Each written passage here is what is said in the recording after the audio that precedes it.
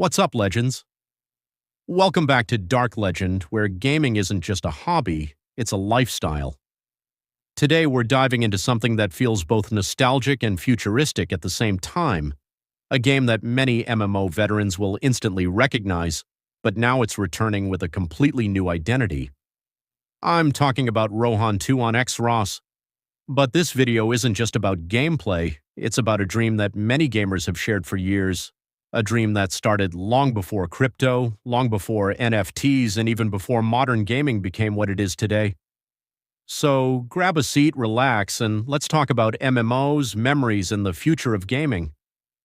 Back in the early 2000s, MMORPGs were more than just games. They were entire worlds. When we logged in, we weren't simply controlling a character, we were becoming someone else. We explored massive maps, hunted monsters for hours, joined guilds, fought in wars, and built friendships with people we had never met in real life. For many of us, those worlds felt more alive than reality itself.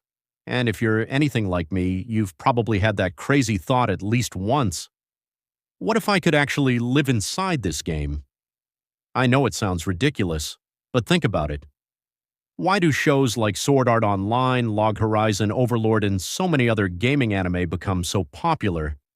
Because they take a fantasy that gamers already have and turn it into a story. The idea of waking up inside a game world, the idea of your character becoming your life, the idea that every quest, every battle, and every achievement actually matters beyond the screen.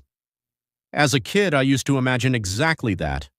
I imagined living in a giant MMO universe where my daily routine was exploring dungeons, collecting rare loot, and becoming stronger every day. Maybe I'm not the only one. Maybe some of you watching right now had the same dream, and honestly, a small part of me still does. Now let's fast forward to today. Gaming has changed dramatically, technology has evolved, and one of the biggest changes we've seen over the last few years is the rise of play-to-earn gaming.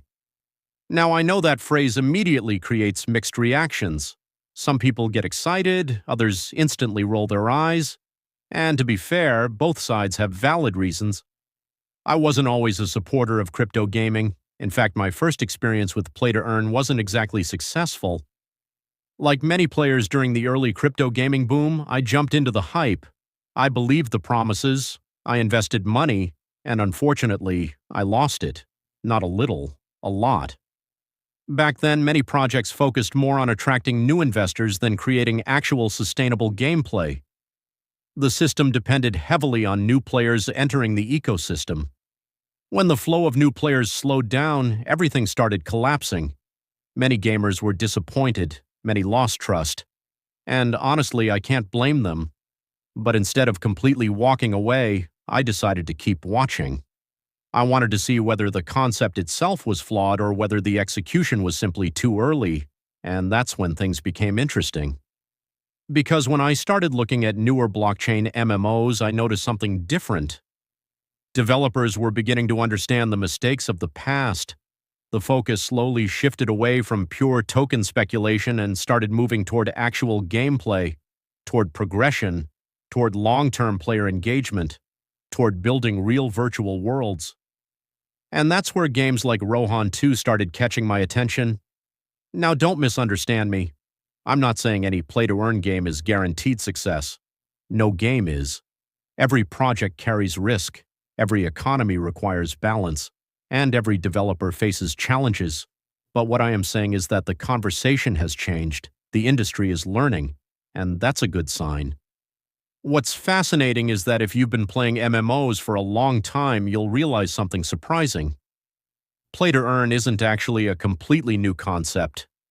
In many parts of Asia, MMO players were already creating their own version of play-to-earn years before blockchain technology existed. Think about it. Players farmed rare items, players sold equipment, players traded accounts, players exchanged in-game currency for real-world money. Entire communities were built around virtual economies. The only difference is that these activities happened unofficially.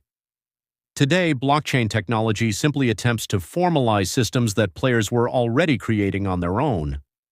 Whether that succeeds or fails remains to be seen, but the idea itself isn't new.